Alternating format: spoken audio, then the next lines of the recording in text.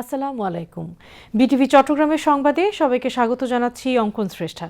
প্রথমে সংবাদ শিরোনাম। ইমাম মুয়াজ্জিন ও অন্যান্য ধর্মীয় গুরুদের সম্মানী প্রদান শুরু। ভোটের কালি নখ থেকে মোচনের আগেই নির্বাচনী প্রতিশ্রুতি বাস্তবায়ন করছে সরকার, বললেন প্রধানমন্ত্রী তারেক রহমান। দীর্ঘদিনের প্রত্যাশিত ভাতা পেয়ে কৃতজ্ঞতা প্রকাশ উপকারভোগীদের। এই ভাতা তাদের দৈনন্দিন জীবনযাত্রায় স্বস্তি আনবে, প্রত্যাশা সংশ্লিষ্টদের।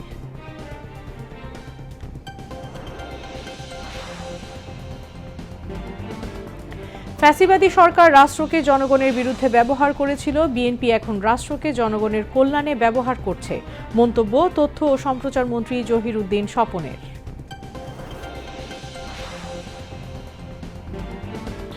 16 মার্চ দেশব্যাপী নদী নালা খাল খনন উদ্বোধন। মিরসরাইয়ের বামন সুন্দর খাল খননের মধ্য দিয়ে চট্টগ্রাম জেলায় শুরু হবে সরকারের খাল খনন কর্মসূচি।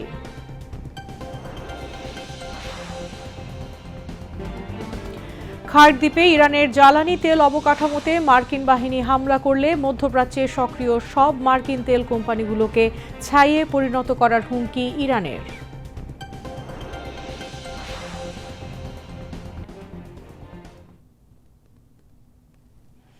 এতক্ষণ সংবাদ শিরোনাম শুনলেন, এবার বিস্তারিত। সামাজিক মর্যাদা ও আর্থিক নিরাপত্তা নিশ্চিতে আজ থেকে শুরু হলো মসজিদের ইমাম, মুয়াজ্জিন ও খাদেম সহ অন্যান্য উপাসনালয়ের ধর্মীয় গুরুদের নিয়মিত মাসিক সম্মানী ভাতা প্রদান কার্যক্রম। সকালে রাজধানীর ওসমানী স্মৃতি মিলনায়তনে দেশের ইতিহাসে প্রথমবারের মতো মহতী এই উদ্যোগের আনুষ্ঠানিক উদ্বোধন করেন প্রধানমন্ত্রী তারেক রহমান। প্রথম পর্যায়ে সম্মানী ভাতা পাচ্ছেন 4,908টি মসজিদ, 990টি মন্দির ও 144টি বৌদ্ধবিহারের মোট 16,992 জন। এই কার্যক্রমের আওতায় মসজিদের ইমাম পাবেন মাসিক 5,000, মুয়াজ্জিন 3,000 ও খাদেম পাবেন 2,000 টাকা। অন্যান্য ধর্মীয় উপাসনালয়ের ক্ষেত্রে মন্দিরের পুরোহিত 5,000 আর সেবায়েত পাবেন 3,000 টাকা। একইভাবে বৌদ্ধবিহারের অধ্যক্ষ 5,000, উপাধ্যক্ষ 3,000 এবং খ্রিস্টান ধর্মাবলম্বীদের চার্চের যাজক 5,000 ও সহকারী যাজক 3,000 টাকা করে সম্মানী পাবেন। উদ্বোধনী অনুষ্ঠানে প্রধানমন্ত্রী তারেক রহমান বলেন, সরকার গঠনের পর ভোটের কালি নখ থেকে মোচনের আগেই নির্বাচনে দেয়া প্রতিশ্রুতি ধারাবাহিকভাবে বাস্তবায়নের কাজ শুরু করেছে সরকার। তিনি আরও বলেন, দেশের প্রতিটি নাগরিকের রাজনৈতিক ও অর্থনৈতিক ক্ষমতা নিশ্চিত করার মধ্য দিয়ে সরকার দেশকে একটি শক্তিশালী ভিত্তির ওপর প্রতিষ্ঠিত করতে চায়। বাংলাদেশকে এমন একটি দেশ হিসেবে গড়ে তুলতে চায় যেখানে প্রতিটি ধর্মের মানুষ শান্তিতে বসবাস করতে পারে, এমন প্রত্যাশা প্রধানমন্ত্রী তারেক রহমানের। আপনারা দেখেছেন, অর্থনৈতিকভাবে পিছিয়ে পড়া নারী সমাজের জন্য আমরা ইতিমধ্যেই ফ্যামিলি কার্ড চালু করেছি। পর্যায়ক্রমিকভাবে এই কার্ড সারা বাংলাদেশে 4 কোটি পরিবারের নারী প্রধান তারা প্রত্যেকে ইনশাল্লাহ পাবেন। আগামী 14 এপ্রিল তথা 1 বৈশাখ থেকে আমরা ইনশাল্লাহ ফার্মার্স কার্ড বা কৃষক কার্ডের পাইলট প্রজেক্ট চালু করব। ইনশাল্লাহ আগামী 16 মার্চ দিনাজপুর থেকে শুরু হচ্ছে আমাদের খাল খনন কর্মসূচি। আজ থেকে খতিব, ইমাম, মুয়াজ্জিন এবং অন্য ধর্মের ধর্মীয় গুরুদের জন্য আর্থিক সহায়তা বা সম্মানী কর্মসূচির পাইলট প্রজেক্ট চালু হলো। দেশের প্রতিটি নাগরিকের রাজনৈতিক এবং অর্থনৈতিক ক্ষমতা নিশ্চিত করার মাধ্যমে আমরা আমাদের দেশকে একটি শক্তিশালী ভিত্তির উপরে প্রতিষ্ঠিত করতে চাই, যাতে করে আর কোনো ফ্যাসিবাদ কিংবা তাদের তাবেদার অপশক্তি মানুষের স্বাধীনতা কেড়ে নিতে না পারে, কথা বলার অধিকার কেড়ে নিতে না পারে। আমি একজন রাজনৈতিক কর্মী হিসেবে দৃঢ়ভাবে বিশ্বাস করি যে দেশের নাগরিকদেরকে যদি দুর্বল করে রাখা হয় তাহলে রাষ্ট্র কখনোই শক্তিশালী হতে পারে না। এবং সেই জন্যই আমাদের ইচ্ছা, আমাদের দর্শন, আমাদের পরিকল্পনা বাংলাদেশের নাগরিকদেরকে আমরা রাজনৈতিক এবং অর্থনৈতিকভাবে ধীরে ধীরে শক্তিশালীভাবে গড়ে তুলতে চাই। যদি আমরা রাষ্ট্রকে শক্তিশালী করতে চাই, নাগরিক হিসেবে আমরা যদি যে যার অবস্থান থেকে রাষ্ট্র এবং সমাজের প্রতি যার যার সঠিক দায়িত্বটি পালন করি, আমি এই দেশের নাগরিক হিসাবে একজন রাজনৈতিক কর্মী হিসাবে দৃঢ়ভাবে বিশ্বাস করে ইনশাআল্লাহ দ্রুততম সময়ের ভিতরে আমরা রাজনৈতিকভাবে এবং অর্থনৈতিকভাবে একটি সুন্দর স্বনির্ভর আমাদের প্রত্যাশিত বাংলাদেশ গড়ার কাজে এগিয়ে নিয়ে যেতে পারবো। দুনিয়ার কল্যাণের পাশাপাশি আখিরাতের কল্যাণের জন্য প্রার্থনার কথা পবিত্র কোরআনে কারিমে উল্লেখ রয়েছে। ইহকালীন পরকালীন কল্যাণ বিষয়ক নির্দেশনা নিঃসন্দেহে অন্য ধর্মাবলম্বী ধর্মীয় বিধিবিধান অনুযায়ী নির্দেশিত রয়েছে। সুতরাং ধর্মীয় বিধিবিধানের আলোকেই আপনারা আপনাদের শিক্ষা, দীক্ষা ও যোগ্যতা এবং অভিজ্ঞতাকে কিভাবে আরো বেশি করে দেশ এবং জনগণের কল্যাণের প্রয়োগ করতে পারেন সেই চিন্তা এবং চেষ্টাও অব্যাহত রাখা অত্যন্ত জরুরি এই দেশের জন্য। অর্থনৈতিকভাবে সমৃদ্ধ রাষ্ট্র মানুষের জীবনে হয়তো আর্থিক স্বাচ্ছন্দ্য নিশ্চিত করে, কিন্তু ধৈর্য, সততা, কৃতজ্ঞতা বোধ, শ্রদ্ধা, আনুগত্য, সংহতি, সহনশীলতা, উদারতা, বন্ধুত্ব, বিনয়, দায় কিংবা দয়া, এই সমস্ত বৈশিষ্ট্যগুলো অর্জন ছাড়া একজন ব্যক্তি মানবিক গুণাবলী সম্পন্ন হয়ে উঠতে পারে না। এই ধরনের মানবিক বৈশিষ্ট্যগুলো অর্জনের জন্য ধর্মীয়, সামাজিক, নৈতিক মূল্যবোধে উজ্জীবিত হওয়া অত্যন্ত জরুরি বলে আমি মনে করি। অনুষ্ঠানে স্থানীয় সরকার, পল্লী উন্নয়ন ও সমবায় মন্ত্রী মির্জা ফখরুল ইসলাম আলমগীর, ধর্মমন্ত্রী কাজী শাহ মোফাজ্জল হোসাইন কায়কোবাদ, প্রধানমন্ত্রীর উপদেষ্টা ইসমাইল জবিউল্লাহ, ধর্ম সচিব মুন্সি আলাউদ্দিন আল আজাদ সহ বিশিষ্ট ইসলামী চিন্তাবিদ ও ধর্মীয় নেতৃবৃন্দ বক্তব্য রাখেন। এদিকে দীর্ঘদিনের প্রত্যাশিত এই ভাতা পেয়ে কৃতজ্ঞতা প্রকাশ করেছে উপকারভোগীরা। এই ভাতা তাদের দৈনন্দিন জীবনযাত্রায় স্বস্তি এনে দেবে বলে আশা করছেন তারা। আরও জানাচ্ছেন আলাউদ্দিন মজুমদার। ধর্মীয় প্রতিষ্ঠানে কর্মরত ইমাম, মুয়াজ্জিন ও পুরোহিতরা সমাজের গুরুত্বপূর্ণ ভূমিকা পালন করেন। নীতি নৈতিকতা শিক্ষাদানের মতো গুরুত্বপূর্ণ এই কাজে তারা নিয়োজিত থাকলেও স্বাধীনতার এত বছর পরেও এতদিন তাদের ছিল না কোনো সরকারি অনুদানের ব্যবস্থা। দীর্ঘদিন ধরে তাদের আর্থিক সহায়তার দাবিগুলো যেন শোনারই কেউ ছিল না। কেবল স্রষ্টার সন্তুষ্টির আশায় মানুষের আর্থিক অনুদানে কোনো মতে জীবন জীবিকা পরিচালনা করতেন সমাজে গুরুত্বপূর্ণ অবদান রাখা এই মানুষগুলো। সরকার আগে যারা ছিল তারা অবশ্যই এটা চিন্তা ছিল না।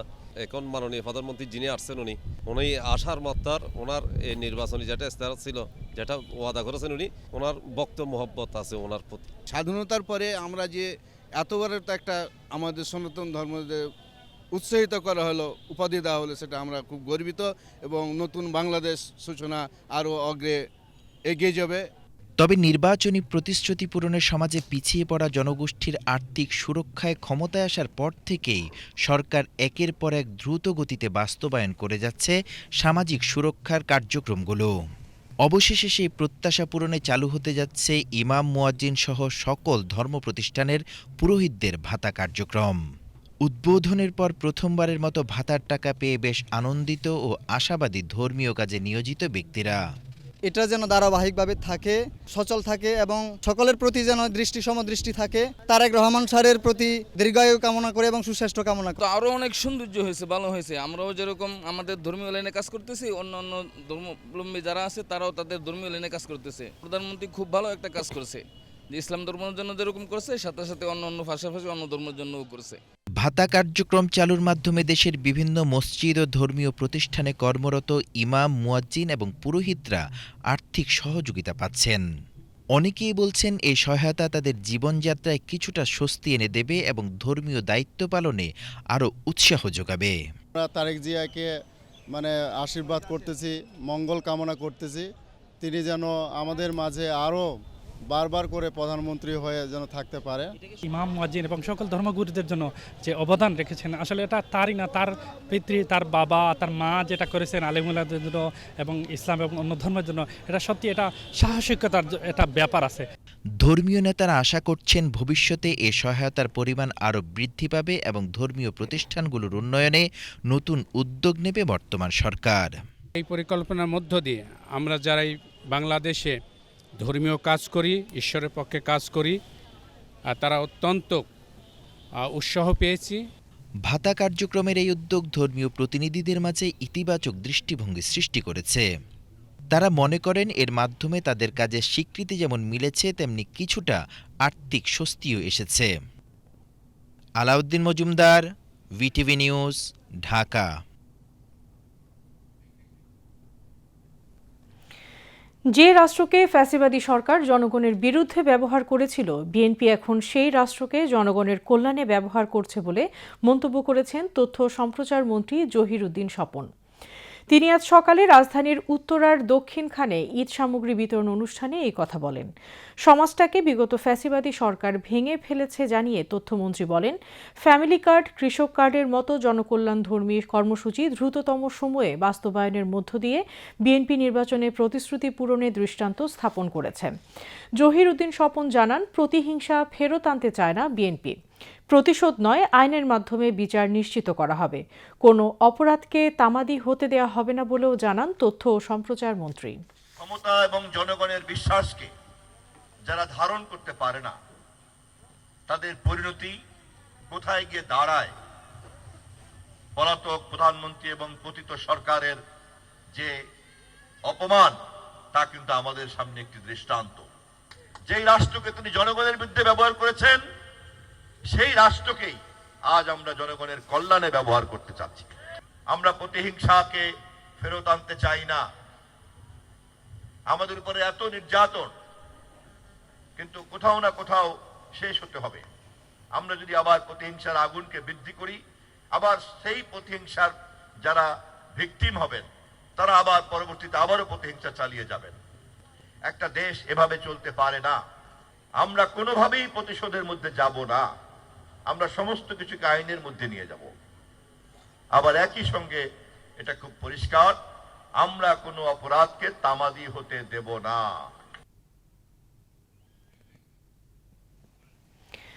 আগামী 16ই মার্চ সারা দেশের মতো চট্টগ্রামেও শুরু হচ্ছে সরকারের খাল খনন কর্মসূচি।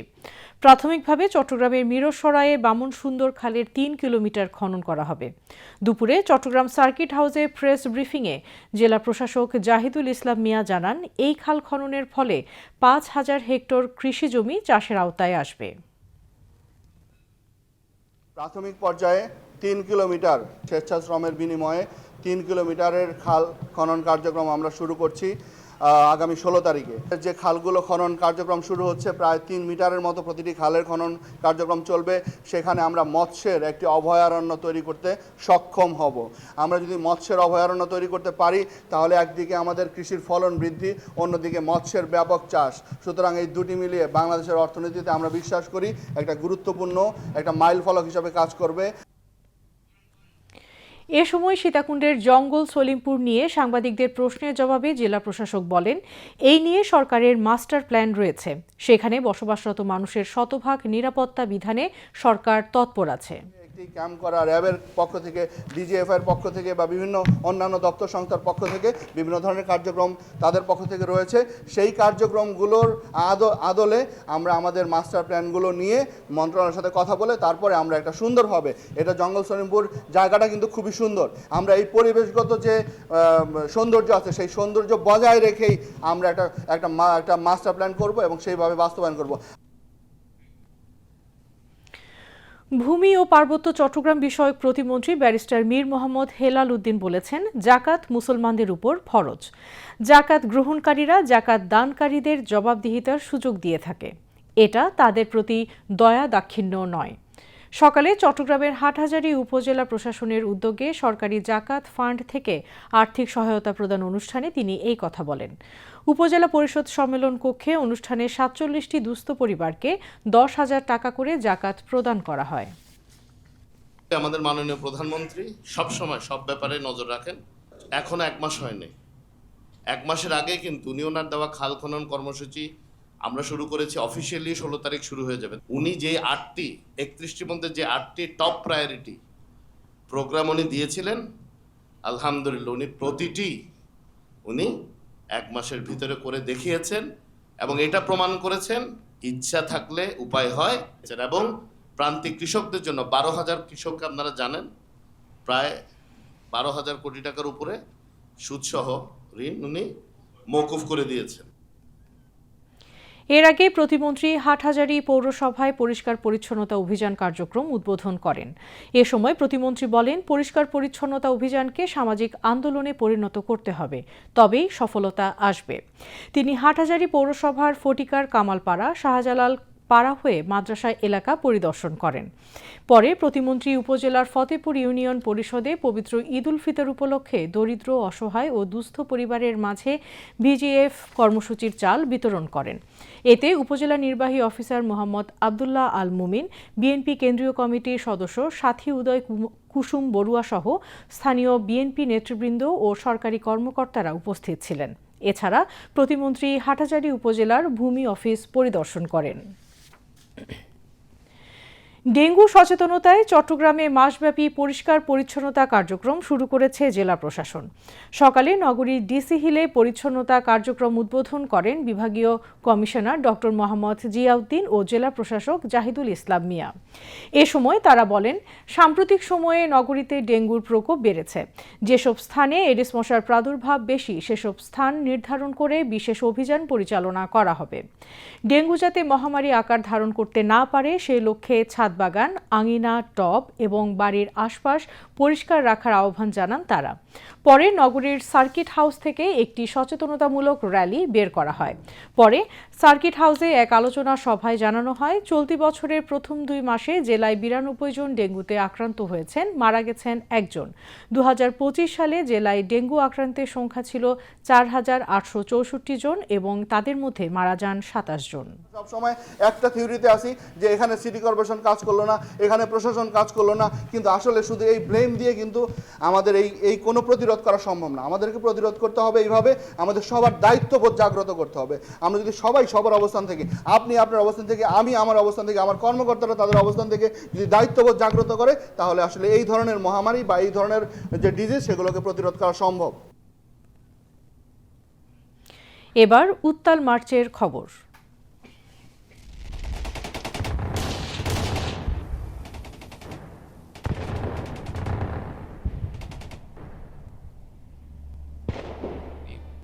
I, Mr. Ziaur Rahman, do hereby declare independence of Bangladesh.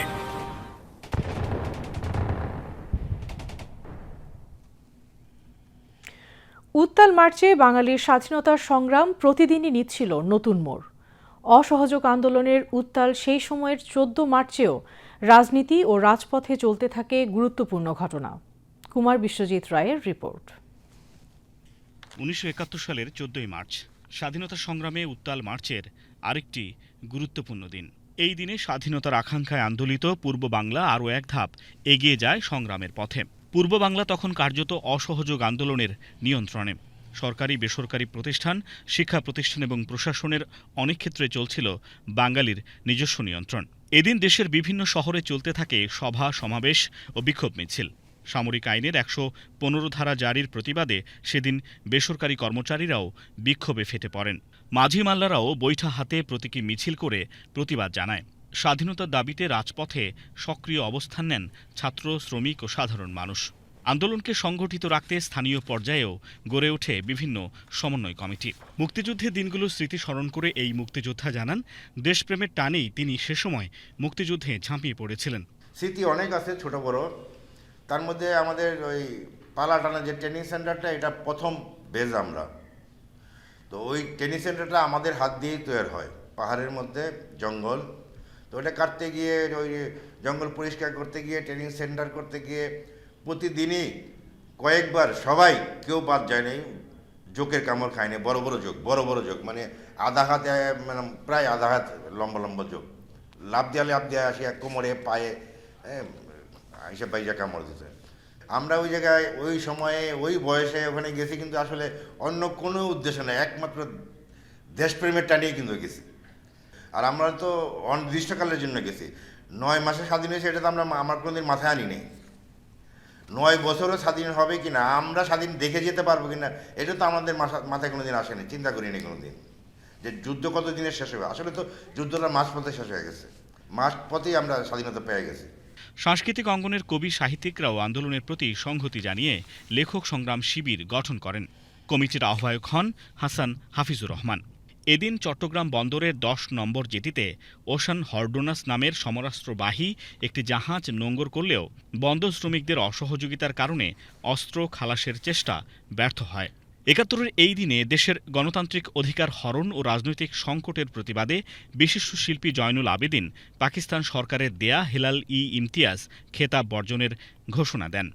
একই সময়ে রাজনৈতিক মহলেও বাড়ে আলোচনা ও চাপ। বিভিন্ন রাজনৈতিক দল দ্রুত সংকট নিরসন এবং নির্বাচিত জনপ্রতিনিধিদের কাছে ক্ষমতা হস্তান্তরের দাবি জানান। রাজনীতিবিদদের মনোভাব তো আগে থেকেই পাকিস্তানের সাথে থাকবে না এমন একটা মনোভাব ছিল, সেটা ৫২ সালের পর থেকেই আস্তে আস্তে আসতেছিল। এই আশাটা আমাদের ছিল যে এই দেশের লোকজন যদি সরকার পরিচালনা করতে পারে হয়তো আমাদের কিছুটা সমস্যা লাঘব হবে, কিন্তু সেই আশা তো পূর্ণ হলো না। নির্বাচিত সরকারের কাছে ক্ষমতা হস্তান্তর করলো না, যার ফলশ্রুতিতে আসলে এই মুক্তিযুদ্ধটা ত্বরান্বিত হয়েছে। মার্চের এই সময়টিতে একদিকে চলছিল রাজনৈতিক আলোচনার চেষ্টা, অন্যদিকে রাজপথে দৃঢ় হচ্ছিল স্বাধীনতার দাবি। ইতিহাসের সেই উত্তাল ধারাবাহিকতাই কয়েকদিনের মধ্যেই বাঙালিকে নিয়ে যায় মুক্তিযুদ্ধের চূড়ান্ত সংগ্রামের দিকে। কুমার বিশ্বজিৎ রায়, বিটিভি নিউজ, ঢাকা। এবারে আন্তর্জাতিক সংবাদ।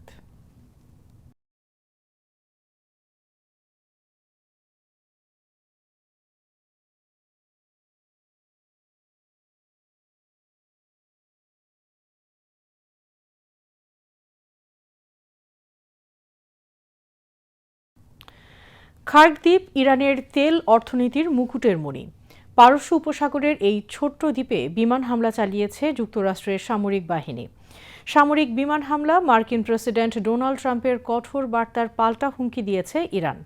এদিকে ইরান যুদ্ধে অংশ নিতে রওনা দিয়েছে ২৫০০ মার্কিন স্থলসেনা, সঙ্গে রয়েছে উভচর যুদ্ধজাহাজ। জাকিয়া জামান আনিকা, ডেস্ক রিপোর্ট।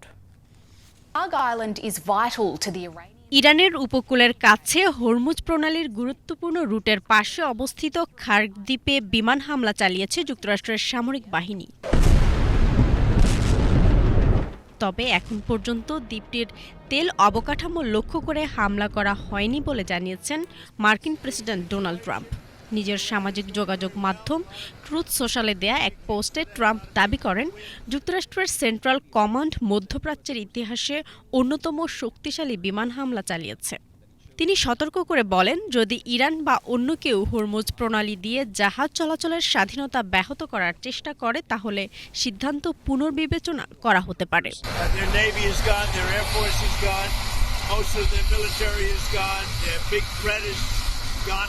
পারস্য উপসাগরের উত্তরের দিকে ইরানের বন্দর শহর বুশেহরের কাছে অবস্থিত খার্ক দ্বীপকে দেশটির তেল অর্থনীতির অন্যতম প্রধান ভিত্তি হিসেবে বিবেচনা করা হয়। প্রায় ৫ মাইল দীর্ঘ এই দ্বীপটি ইরানের মূল ভূখণ্ড থেকে প্রায় ১৫ নটিক্যাল মাইল দূরে অবস্থিত। খার্ক দ্বীপটি শুধু একটি দ্বীপ নয়, বরং ইরানের তেল রপ্তানির কেন্দ্রবিন্দু। দেশটির রপ্তানিযোগ্য অপরিশোধিত তেলের প্রায় ৯০% এই দ্বীপের মাধ্যমে আন্তর্জাতিক বাজারে পাঠানো হয়।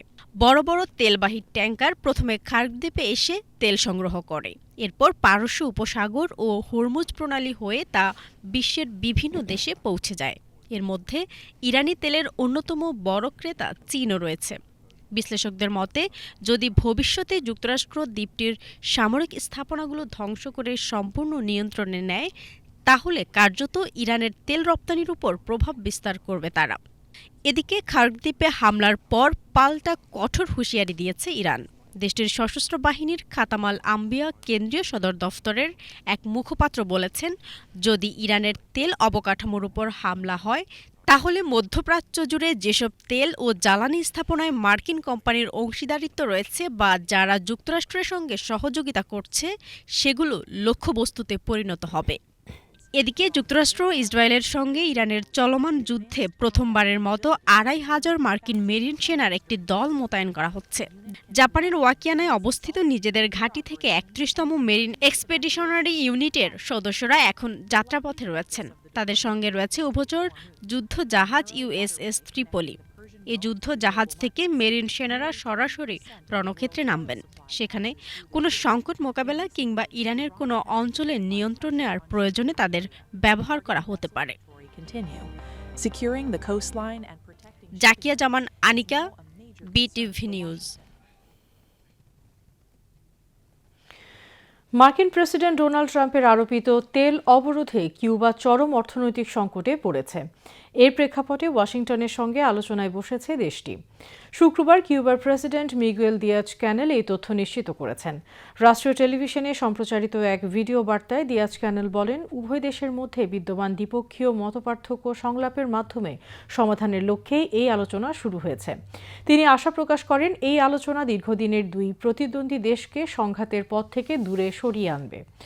গত জানুয়ারিতে যুক্তরাষ্ট্র ভেনেজুয়েলার প্রেসিডেন্ট নিকোলা মাদুরোকে আটক করার পর কিউবার সবচেয়ে বড় বিদেশি পৃষ্ঠপোষক দেশটি ক্ষমতা হারায়। এরপর থেকে ট্রাম্প কিউবায় ভেনেজুয়েলার তেল সরবরাহ বন্ধ করে দেন এবং কিউবার কাছে তেল বিক্রি করা যে কোনো দেশের ওপর শুল্ক আরোপের হুমকি দেন।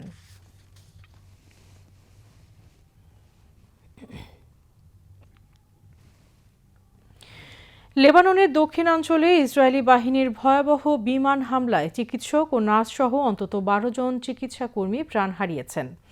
আজ বুর্জ কালাউইয়া শহরের একটি স্বাস্থ্যকেন্দ্রে এই হামলা চালানো হয়। দক্ষিণ লেবাননের বুর্জ কালাউইয়া শহরের একটি স্বাস্থ্যকেন্দ্রে ইসরায়েলি বাহিনীর ওই হামলায় নিহতদের মধ্যে চিকিৎসক, প্যারামেডিক ও নার্স রয়েছেন। এর আগে সাওয়ানে শহরের পৃথক এক হামলায় হিজবুল্লাহ ও আমাল মুভমেন্ট সংশ্লিষ্ট আরও 2 প্যারামেডিক নিহত হন। সাম্প্রতিক এই হামলাগুলোর ফলে ওই অঞ্চলে জরুরি স্বাস্থ্যসেবা কার্যক্রম মারাত্মক ঝুঁকির মুখে পড়েছে। উল্লেখ্য, গত কয়েকদিন ধরে মধ্যপ্রাচ্যের এই অঞ্চলে উত্তেজনা ক্রমাগত বাড়ছে।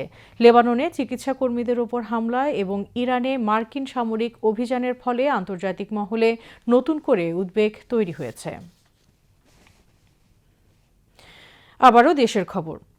বৈষম্য বিরোধী ছাত্র আন্দোলন চট্টগ্রামের উদ্যোগে ইফতার ও দোয়া মাহফিল অনুষ্ঠিত হয়েছে।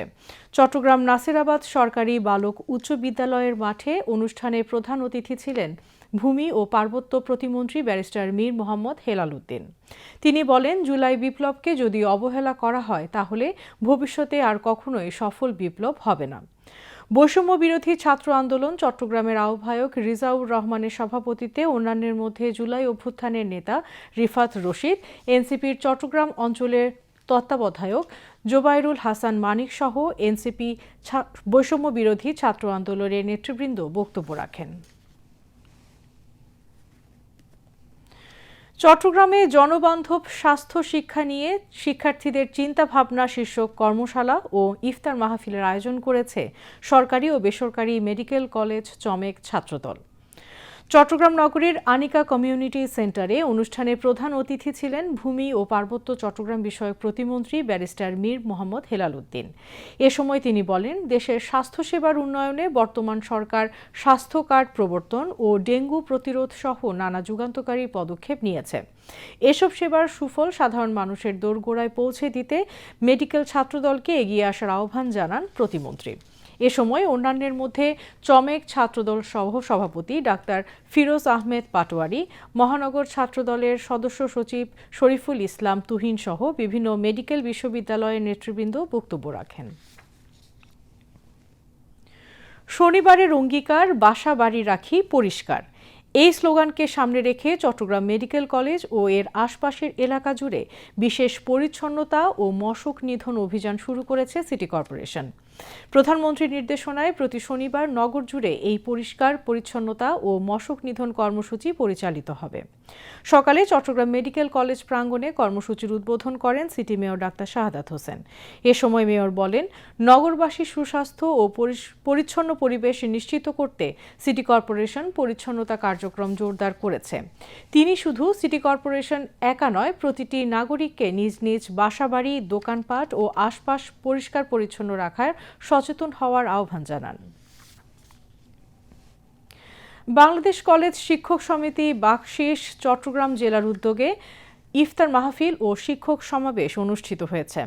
চট্টগ্রাম নগরীর এনায়েত বাজার মহিলা কলেজ প্রাঙ্গণে শিক্ষক সমিতি চট্টগ্রামের আহ্বায়ক ও উপাধ্যক্ষ নুরুল আলম রাজুর সভাপতিত্বে ইফতার মাহফিল ও শিক্ষক সমাবেশ অংশ নেন সংসদ সদস্য আবু সুফিয়ান, চট্টগ্রাম মহানগর বিএনপির সাবেক সেক্রেটারি আবুল হাশেম বক্কর, বাকশিস চট্টগ্রাম জেলা সাধারণ সম্পাদক উপাধ্যক্ষ আবু জাফর সিদ্দিকী, কলেজ উপাধ্যক্ষ মাহফুজুল হক চৌধুরী সহ জেলার বিভিন্ন কলেজের অধ্যক্ষ, উপাধ্যক্ষ, শিক্ষকগণ সহ আমন্ত্রিত অতিথিবৃন্দ।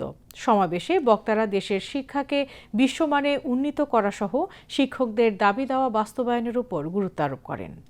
এবারে আবহাওয়ার খবর।